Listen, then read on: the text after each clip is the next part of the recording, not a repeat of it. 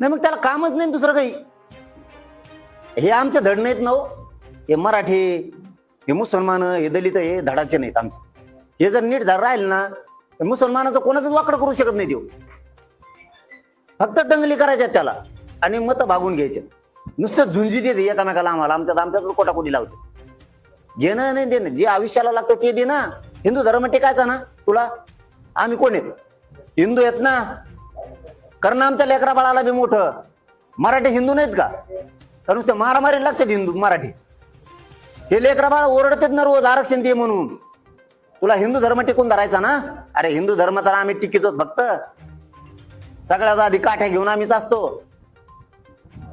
मराठ्याशिवाय कोणी परंपरा नाही टिकून धरीत. आज आमचेच मूर्ती पाडायला निघाला मराठ्यांच्या पोरायचे. हिंदू आहेत ना आम्ही. आणि जातवान अस्सल हिंदू आहेत परत. आम्हाला गर्व आहे, स्वाभिमान आहे आमच्या धर्माचा. पण जर आमचे जातच संपायला लागले, धर्म कसा टिकवायचा आम्ही? आम्ही आरक्षण दे म्हणतो ना. तुला लई हिंदूचा पागडा आहे ना. तुला वाटतं हिंदू मोठे व्हावेत. मराठ्याचे गरीब हिंदू आहेत. दिन त्या हिंदूला ते मोठे होतील ना. लढायला सक्षम होतील. पण मोगम सांगायचं मुसलमानाचं असं, हिंदूचं तसं. मुसलमान काही त्रास दिला का आता? नाही. कम मागा लागा उगाच उगाच त्यांच्या. त्रास दिल्यावर ठीक आहे ना, बघू ना. ते काही म्हणतच नाहीत. आणि जे म्हणते त्याच्या मागं नाही लागायचं. आता आम्हाला आमचाच हिंदू विरोध करतोय. छगन भुजबळ कोण आहे? हिंदू नाही का देव?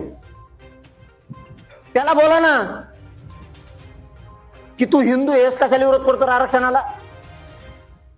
हिंदू मारायला निघालाय आम्हाला. ही कोणची पद्धत आहे तुमची?